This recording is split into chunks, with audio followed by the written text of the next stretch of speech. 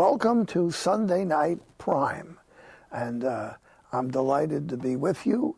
And if you're going to get hold of me, write me an email, Sunday Night Prime, one word, at EWTN.com. And we're delighted. Tonight, we have a heavy-duty program. Don't walk away. It could get you into heaven or into purgatory if you leave early. This is a very, very important issue. And I want tonight to introduce my friend Chris Slattery. And Chris is the head of Expectant Mother Care, EMC. And this is an extremely important pro-life operation, not only in the New York area, but around the country. Chris, please tell our folks a little bit about your background. How did you get into this? Well, I was a lifetime New Yorker, born in Manhattan, raised on Staten Island, and followed in my father's footsteps after college and went into advertising. I lived right near an abortion clinic. I didn't realize this. And some young people drew me into trying sidewalk counseling. And with a full suit on and a briefcase, one day I actually talked to a young mother of 15 years old who was going in for an abortion. Her mother was taking her in. I talked them out of it on the sidewalk. I had no brochures. I wrote my name on the back of a matchbook.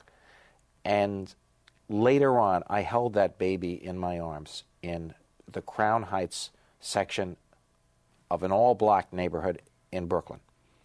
And I realized that that young 15-year-old girl who had chosen life, she would affect the apartment, her floor, the whole building, with that daring and that courage to accept heroically her motherhood. And my life was changed. After that, I decided I have got to do something to save lives. I didn't realize you could do it. And I became a pro-lifer. And I actually opened up the first pregnancy center while I was still in advertising in 1985, the first one in New York City. And we've grown now to 12 centers. 12 centers. And we've been attacked many times over these last 26 years. Even the courts, huh? Many times, yes. They want to put us out of business. And it's a labor of love. Over these last 26 years, we've counseled over 110,000 girls and women. 110? One by one. 110,000. How many babies do you think you've saved? Over 40,000, Father. Would you listen to that, folks? 40,000 children saved. Now, this is in the abortion capital of America, mark you. In the last 40 years, we legalized abortion in New York State in 1970. We've seen over 4.3 million abortions in New York City, the abortion capital of America. And we have a rate of 41% of our pregnant women who don't miscarry abort. 60% of African-American women abort their babies in New York City. In the Bronx, where you and I spend a lot of our lives, 48% of the mothers will abort. Close to half, every other child in the Bronx, dead by abortion. King Herod should be the patron saint of New York City right now. King Herod, who sent out to kill the Christ child and kill the holy innocents. It makes me sick. Well, now listen, folks. Pay attention, because what we're going to be talking about is not simply a nice choice of a devout, interesting, religious subject. Here we're on things, we're talking about things that are going to be with us when we come before the judgment seat of God. Don't turn the dial. Now, Chris, you and your wife, Eileen, have been working on this for over a quarter century now. And I'm a young 56 in April. And this is a lifetime vocation for many young Americans who are discerning how they can spend their lives. I wholeheartedly encourage vocations in the pro-life movement, because that's what it is. Now, tell us what you're doing. Well, what we do is we operate inside of doctors' offices, medical clinics, and hospitals, where we do counseling, pregnancy testing, free ultrasounds, free prenatal care. After having reached women through advertising on the subways, the New York City subways are one of the best advertising mediums you could have. We have 2 million riders a day on New York City subways and buses. And we run ads regularly with an offer of free abortion alternatives, confidential options counseling, pregnancy tests, free ultrasounds. Now, this is what the city hates, that we actually are getting the message out there that will attract girls and women that are considering an abortion, who want to verify their pregnancy with the testing and the ultrasound, who want to see for sure that they're pregnant and know how far along they are before they actually might go through an abortion. So annually, we're counseling in the centers over 6,000 girls and women in 4 of the 5 New York City boroughs. That's Manhattan, Brooklyn, the Bronx, and Queens. We have a special emphasis in the Bronx because of the highest rate of abortion of all the boroughs there, close to 50%. And we also operate, Father, a pro-life street-side medical van, a minibus with ultrasound on board. Chris, we've got some nice pictures, slides. Could we see a couple of our slides? Well, there we go. Look what we've got right here. Now, this is a recent rally in front of City Hall, because New York City just passed and the mayor just signed a new law that's out to cripple our pro-life work in our centers and clinics. And that's me in the red coat there, and one of the Hispanic pro-life Democrats from the Bronx who championed our cause against the bill. Who is that? Fernando Cabrera. He's actually a minister. He's the only reverend on the council of 51 members. He's become a good ally of ours. We work together, and you can see there are priests, there are rabbis, there are ministers, and many lay people that join together in this fight. And that's in the immediate right side. You see a pastor from Newburgh, New York, not far from your Poughkeepsie House of Good Counsel homes. You see a wide base of people, interfaith and interracial, a base of support that we had Hispanics, blacks, and whites. And then on the far left there is the Mrs. Leslie Diaz, who is the wife of the state senator from New York, the Reverend Ruben Diaz, Sr., who is a long-fighting pro-family, pro-life leader in New York State Senate. If I wish I could pick out my good friend, the rabbi. Rabbi Levin is there behind the lady holding the sign towards the left. He's right behind the lady in that picture. Is, yes. Rabbi Yehuda Levin, who was very sick that day. He says he got up and he had vertigo. He couldn't stand. And he was a trooper. He got up and got out to support us there. Orthodox rabbi. He's an Orthodox rabbi and a fixture at the March for Life. Oh, and I'd have to say that he brings the spirit of the prophets of Israel. He does. Yes. And he and his fellow rabbis bring out that shofar, that horn, and blows that every March. Well, now this is in front of City Hall. Yes, and what I should get into what's happened, and there I am speaking to the media, trying to get our message across to actually swing a few votes. We got 9 votes against this bill, and the bill was called number 371A. It was basically a bill to regulate and control the crisis pregnancy centers that we run here in New York City, because they really wanted to stop our ultrasound program. Now, the mayor just signed this bill, and tomorrow, literally, we are suing New York City in federal and state court. And we are going to fight the fight to get a temporary restraining order to block this law from going into effect. That's the purpose of our filing suit tomorrow.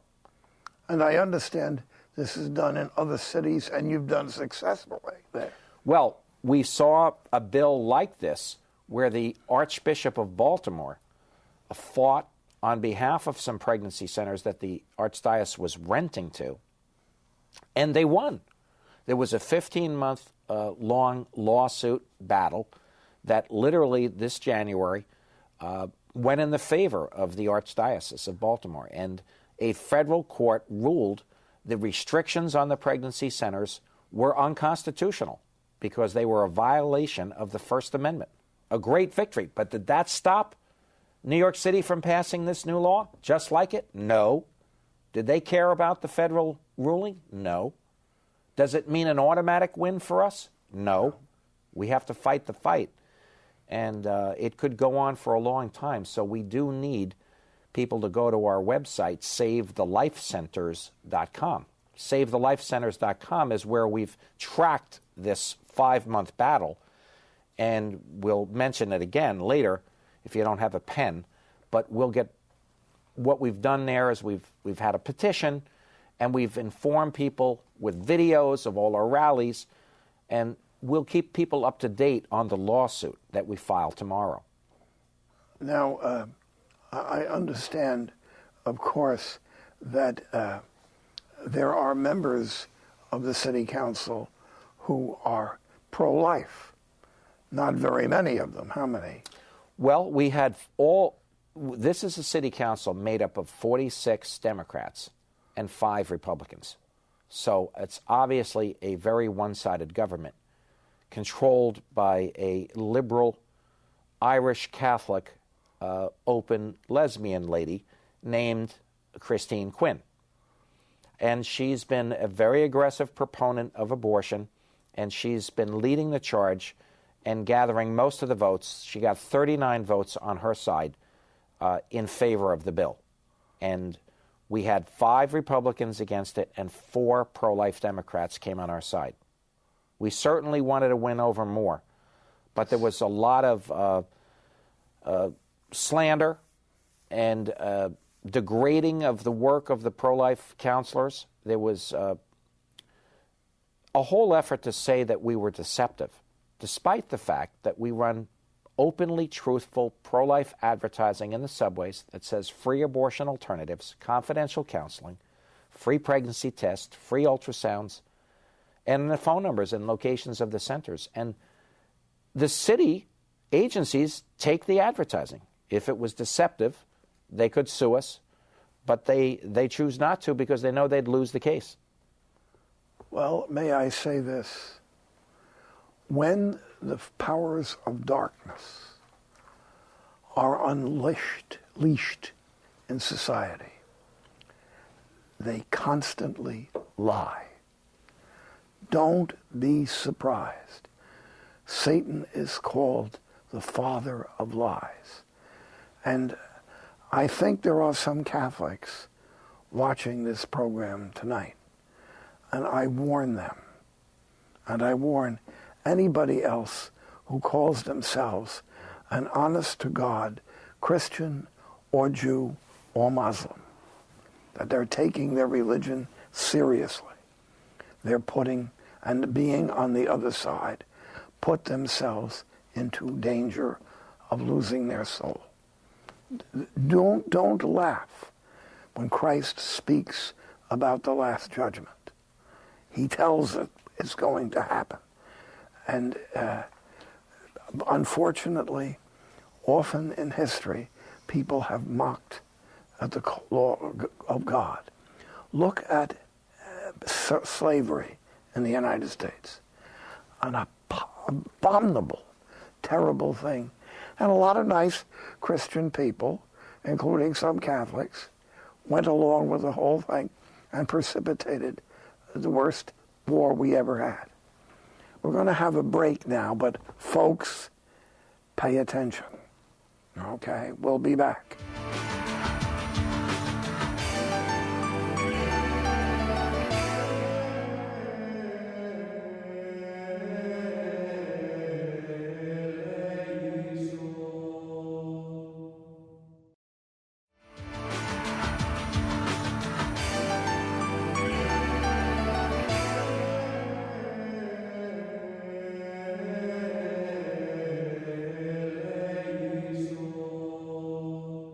Unfortunately, approximately 40% of babies are aborted presently in the New York City area.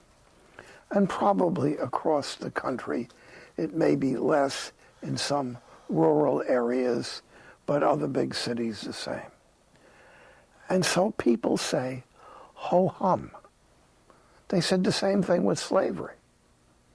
We had a horrible thing in this country, slavery of people arrested in Africa, brought over as slaves, and generation after generation lived in slavery. And I've worked all of my life with members of the African American people. And only into very recent years do you no longer see the effects of slavery. It lasted long after the Civil War. It was an iniquity. It was the worst. And the United States considered itself a Christian country. There was no country in the world that had such cruel slavery as we had in the United States. And it took Lincoln, it took the Civil War to end that. And a lot of nice people went along. Now, when you've got a lot of nice people going along with this right now, you know nice people, and I know nice people who have had abortions and who support abortion. You know, I know a lot of people who had abortions are very, very bitter and sad and sorry about the whole thing as well. Now, let's look at what the effects of the abortion culture does in this country. What does it do with actual justice and law? Well, first of all, I mean, we've decimated over 50 million American children have been exterminated in the last 40 years. The economic impact of the loss of productive citizens of that magnitude, I think, is a big impact on our economy.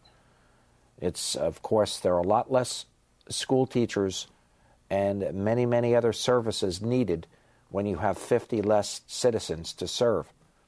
And how many of those 50 million that have been taken would have been the great leaders, the great scientists, the great curers of cancers and other diseases that have perhaps been gone forever, lost to us? We just don't know the lost human potential of 50 million children. And in a city like New York, where we have aborted half of our population, more than half, the impact is just staggering. And so, I mean, you can look at it just from the economic point of view. And then, of course, all of the hurt and the ravaging of the psychological nature of women and men that have been affected by their abortions, and how that troubles them and how that alters their relationships with their children and their families and their friends and their view of the world. I mean, you have degrees in psychology, and you know this very well, and you've studied this, and you've written about this. You know very well the psychological impact on a society and individuals from having killed their children. It's frightening. And the thing that frightens me, which is not a surprise, is that evil becomes so commonplace that it's accepted. If you speak to any elderly German people who were soldiers or were working in the Secret Service in Germany, I talked to a couple of them. They will say to you, I only did my duty. It was murder. It was murder. At the end of the war, the Allies caught men in the German army who had papers that marked SS. They shot them on the spot. They were not even tried because if they were in SS, they were murderers. It was a murderous gang.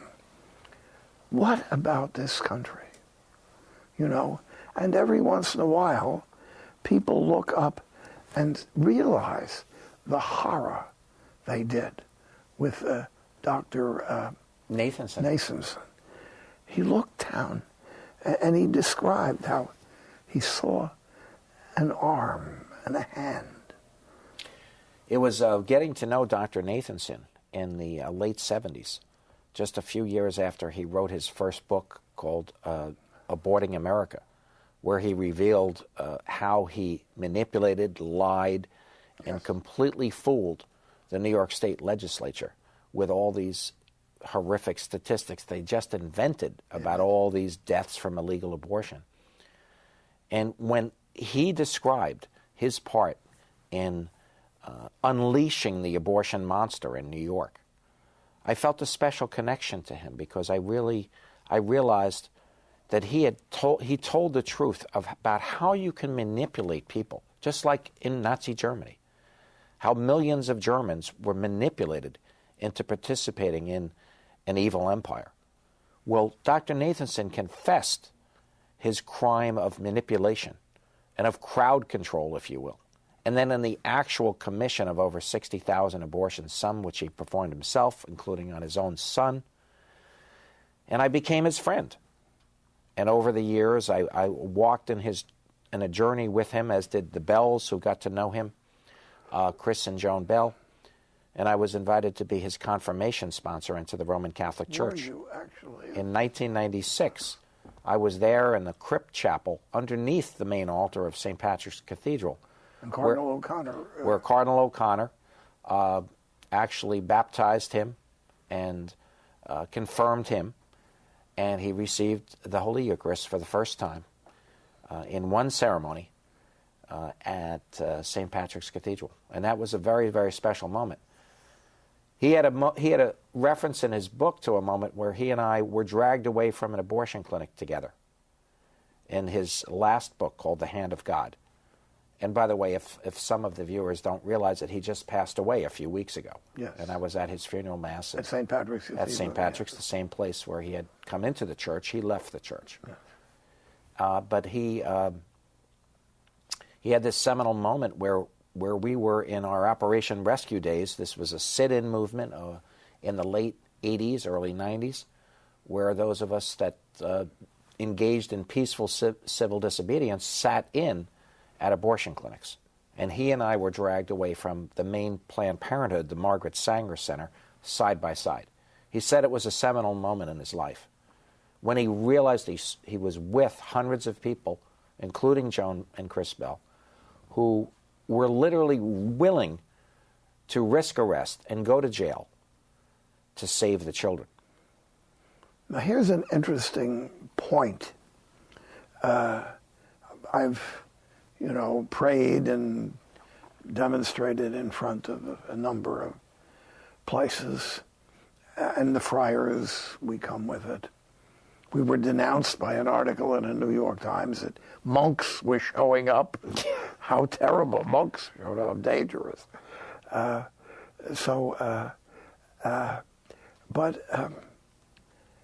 one day, the clinic didn't open, and everybody was there. The pro and the anti, we were all there, and the place was closed. And I started to talk with the people on the other side, most of them older, middle-aged women, very well dressed. And we started to talk, and they were a bit careful about talking to me, and I said, well, we have only one thing in common. What's that? I said, here it is early Saturday morning, and all of us think is an important issue. You're not having an abortion, and we're not stopping an abortion. You're out here because you think that this is a human right. And that's the answer you get. People have a right to have an abortion. They're not in favor of abortion. They're in favor of someone having an abortion. If you say we're in favor of an abortion, you know, you're a werewolf. You're in favor of killing people. But no, they're in favor of letting people have abortions. And I was talking to them. They were sincere. They weren't getting anything out of it. It was an early Saturday morning. And what was happening? Deception. Not that they were deceiving anybody. They were pro-abortion. They're not deceiving anybody. But they are the victims of deception. Mm-hmm. Satan is the deceiver. And I think of this large number of people who allow themselves, not knowingly, to be deceived. Now, perhaps some of the politicians, some of the people making money doing this, they may look into the mirror or see into the dish and realize that they're murderers. Not very many. The rest think that they're doing something good. That's deception. And that is where Satan is involved in this whole thing. It is satanic. You know, if people like to get drunk, if people carry on sexually, if people drive badly, they know they're doing something wrong. They're not deceived, they're misbehaving. But these people are deceived. Even people who have been important government positions or in religions. We recently got to know Abby Johnson, who headed up the Planned Parenthood in Bryan, yes, Texas, and she was the clinic director there for over 7 years. And she was named Planned Parenthood Employee of the Year nationwide. And for a year now, she's been a pro-life activist. And I had her come to speak in Westchester County here, the first out-of-state talk that she gave a year ago. A remarkable young lady who just wrote a great book called Unplanned. Yes, about her life story. Yes, I have that. But she was deceived. And by whom was she deceived? How does the whole country get deceived? How does the United States get into slavery and the land of the free and the home of the brave? How people like Jefferson, even Washington, owned slaves. Maybe they were nice to the slaves, but they were slaves. And down in Mount Vernon, the slaves, sure, I saw it. Sure. And nice people get deceived. And this is what it is, the responsibility of religion, and particularly the Jewish, Muslim, and Christian religions, because we accept the Ten Commandments, the voice of God. Thou shalt not kill, you know. And we are in terrible deception, and we may bring our country to destruction. We can fight back. Yes. And it is, I think the heart of our pro-life movement is the alternative to abortion wing, which serves over 300,000 girls and women a year across America with over 2,300 pregnancy centers. It's marvelous, but we haven't done up to 50%. We're getting better. More and more people are opposed to abortion than there has been. It's a grim fact. Now we're going to have a break, and coming back to this, there are good religious people listening to this program, Catholics, Protestants, Orthodox Jews, Muslims, what are you going to do?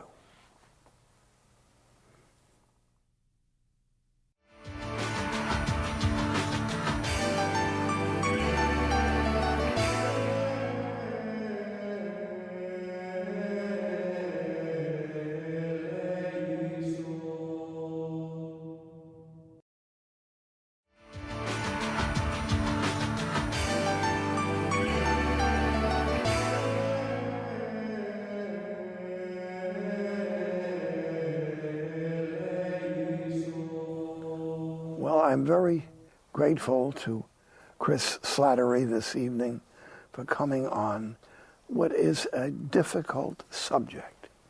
And I'm aware that people are watching us this evening, and many of them are hoping for a religiously consoling program. And that's what I generally do.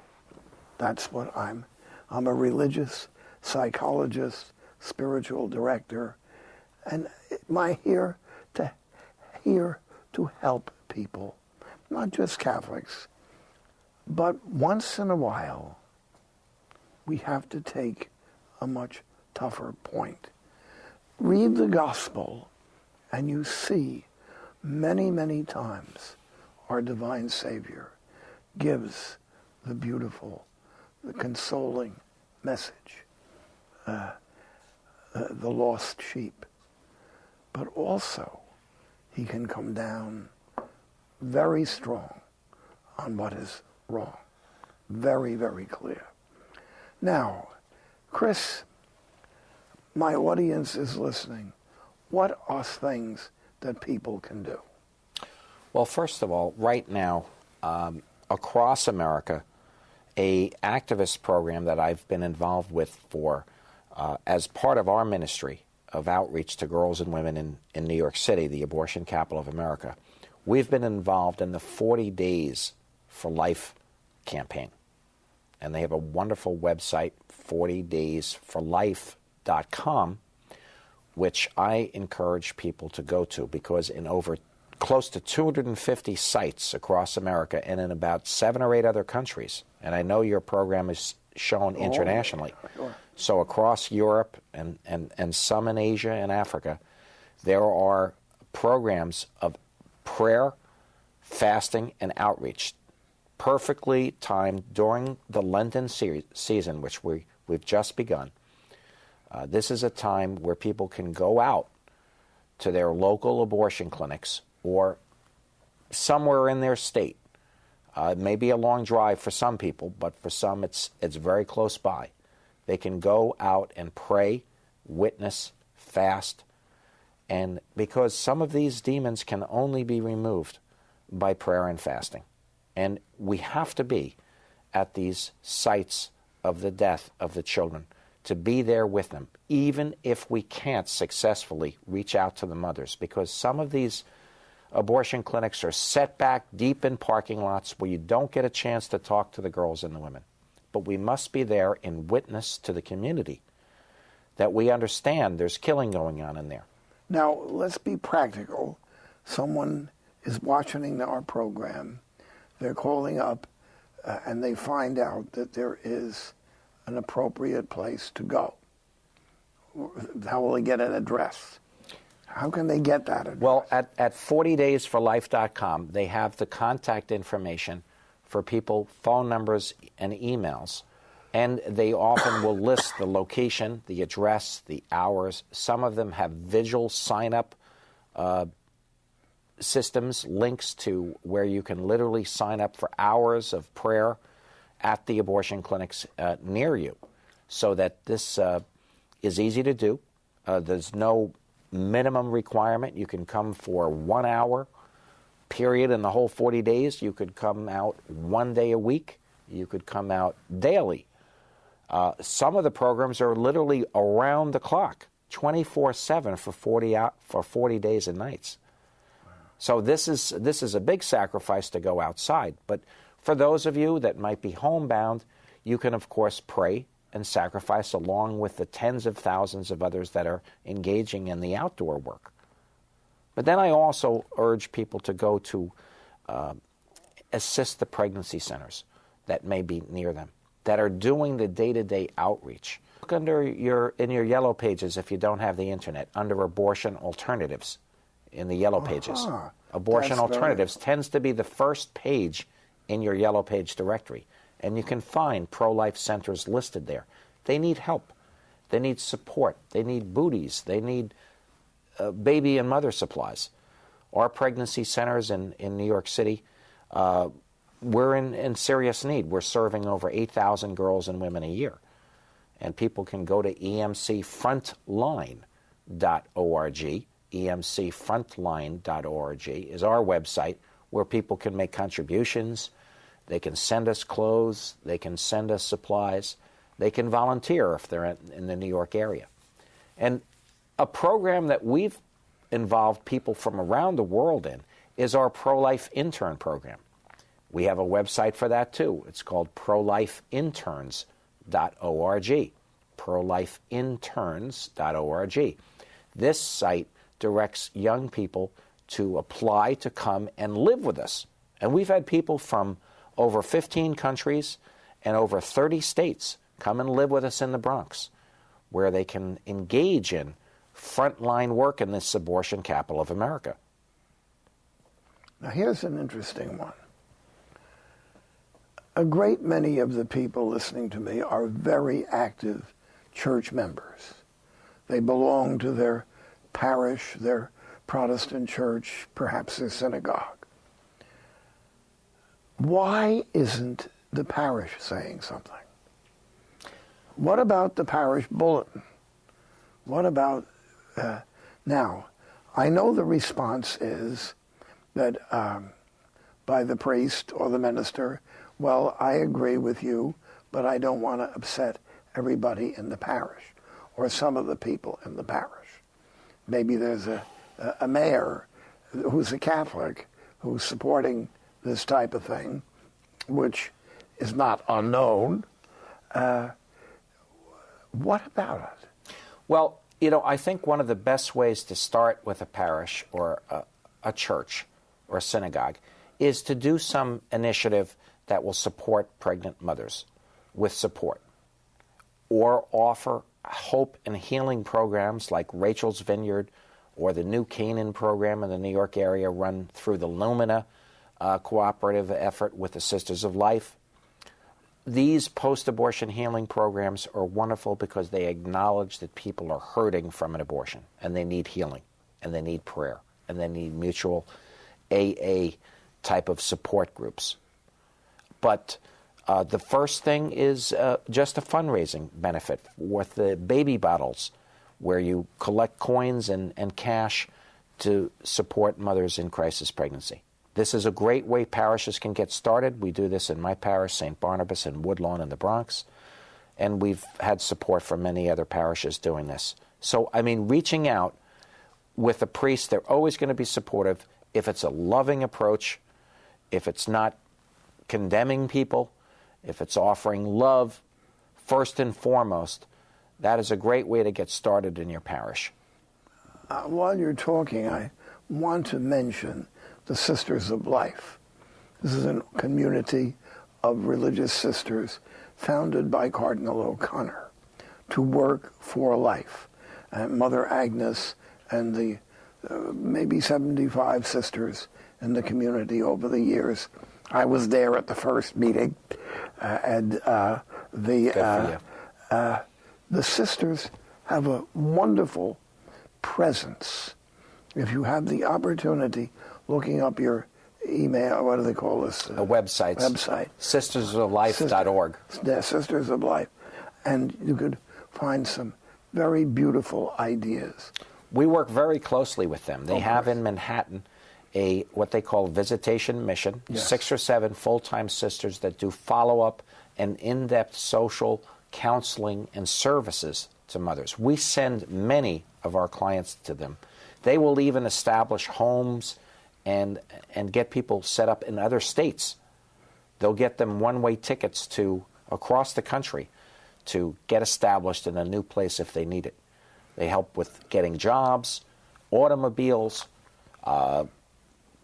whatever the mother needs and the father of the child needs to get on their feet, to get going in this pregnancy, to support the child after the birth, and to stick with them as long as they need. And they have maternity homes as well, as does the Good Counsel Homes, which you co-founded back in the same year that we started Expectant Mother Care. That's so right. we work very closely with the organization you co-founded and are on the board of, Good Counsel Homes. We've I'm the fed chairman, believe it or not. Chairman of the board. There you go.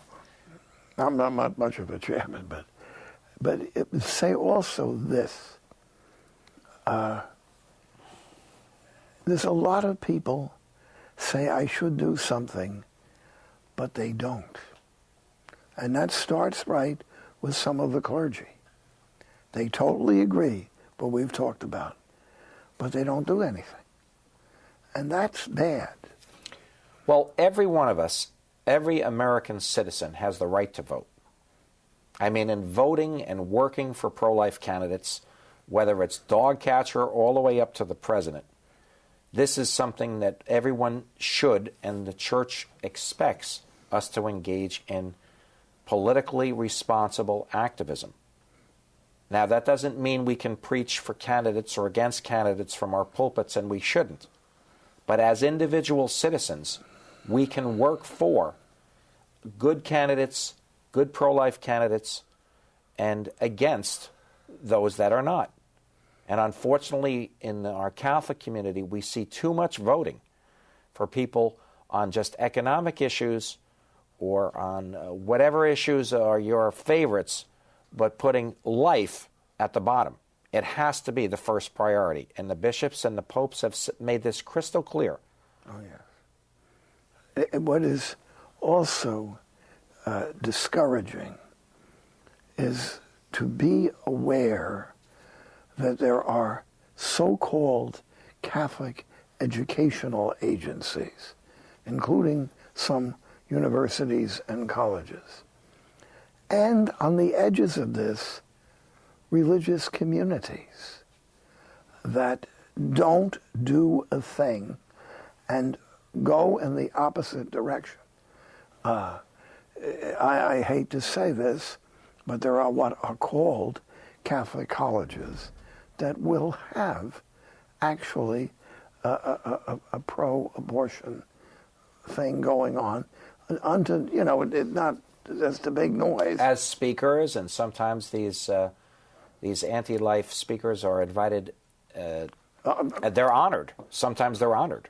At Notre Dame. And, well, at my alma mater, Boston College.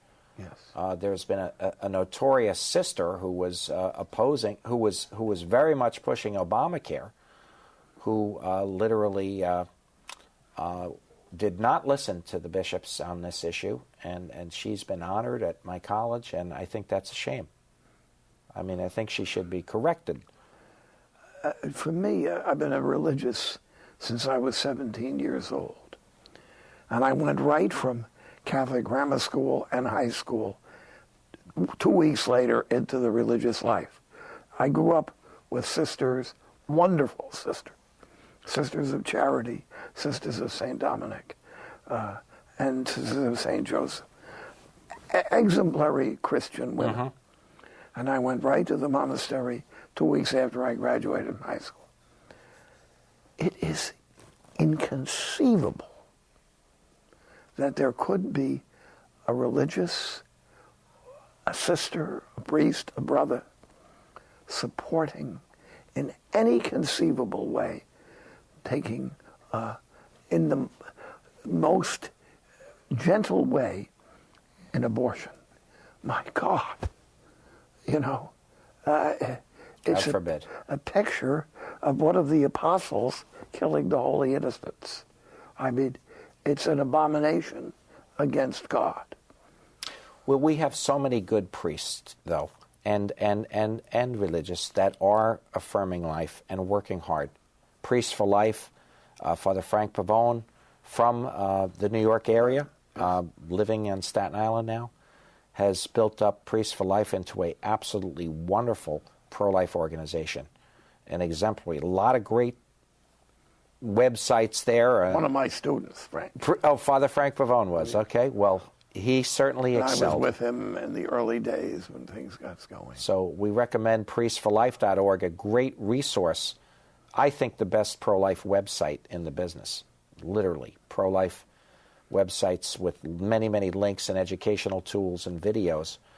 If you want the best place to find activism and where to find your place in this movement, go to priestforlife.org. I use it myself frequently because it's got the tools. When everyone asks me what should I be doing or how can I educate myself on the effects of abortion on women, or they have great sample homilies for priests and deacons to use. They have bulletin announcements, you've mentioned those. They have links to many other secular pro-life groups, not necessarily just religious ones or Catholic. They work with people across the denominations. And, speaking of that, I've been very encouraged, as you saw in the earlier photos that we had up, we saw a coalition, an interfaith, an interracial coalition of pro-lifers coming together. We brought in Dr. Alveda King to fight for us, who was the niece of the late Martin Luther King Jr., civil rights activist with his own national holiday, and she's a great pro-life leader now. Yes, and she brought in a lot of black activists to work with us. As we see, blacks have disproportionately high abortion rates across America, and especially here in New York, with 60%. So I think it's essential that we open up to work with non-Catholics, to work with Jews and Muslims. Yes, even Muslims. Muslims are absolutely opposed to this abortion. May shock you. I had a full-time paid Muslim counselor, probably one of the first pregnancy centers in the country to do so. And I reach out to, and I have had Muslim interns and Jewish and Protestant and Catholics working together. We have to realize this is a civil rights issue first and foremost. Yes. Is it not? It's a justice. It's a justice. That's right. And you've always been terrific in outreaching to people of other faiths. I know you constantly get mail and response from non-Catholics who listen to you and respect you. You've here in New York, you've worked with many blacks and Protestant women. I remember you telling lots of stories in the past about working with the black ladies, the Protestant ladies. We have a lot of respect for the church. Yes. Well, I believe a lot of these future pro-lifers are going to come out of the black community, out of the Protestant community. And we're working together. David B. Wright, the great leader who's married to a Catholic lady, is not Catholic. And he's the leader of the 40 Days for Life campaign, the most successful mass outreach of prayer and witness in our pro-life movement's history. So I'm blessed to have worked with people of cross-faith lines and interracially, too. Now, folks, here we are into Lent. And there's things like giving up brownies, and not having a scotch and soda and once a day or something like that. Forget it. I mean, give up the brownies, that's all right. But you got to do something. And this is a work of penance. It's an inconvenience. It gets you out of the trough of ordinary life. You're people, most of you, who don't go into protesting things, but you know that you should. I remember the early days of the civil rights, and some nice people called me some nasty names. And that's so far in the past, but what we had to do. And I would say that apart from the work of the gospel, the most interesting and enjoying and meaningful thing I did in my life was civil rights. And that battle is pretty well over. And this is pro-life. That's there. Well, this is the time. This is the time to pray, fast, and witness to life. With the 40daysforlife.com campaigns helping us on the front lines of the abortion capital of America, young people can go to prolifeinterns.org or any age, and people from around the world can go to SaveTheLifeCenters.com, where they can get information to follow this battle, which is going to affect possibly pregnancy centers in cities and states across America, because now that they've signed and passed this bill, which we're about to sue them for tomorrow, we will literally possibly export this evil restrictions on pregnancy centers across America. We have to end now. Again, thanks very much. I'm very, very great, Chris. And please listen in and think of the words of our Savior. I am the way, the truth, and the life. He is the life. We have asked you to please, if you can, assist EWTN as you can every week or every month. May Almighty God bless each one of us and give us the life of grace. In the name of the Father, and of the Son, and of the Holy Spirit. Amen. And may the Holy Spirit give us the courage to speak for life.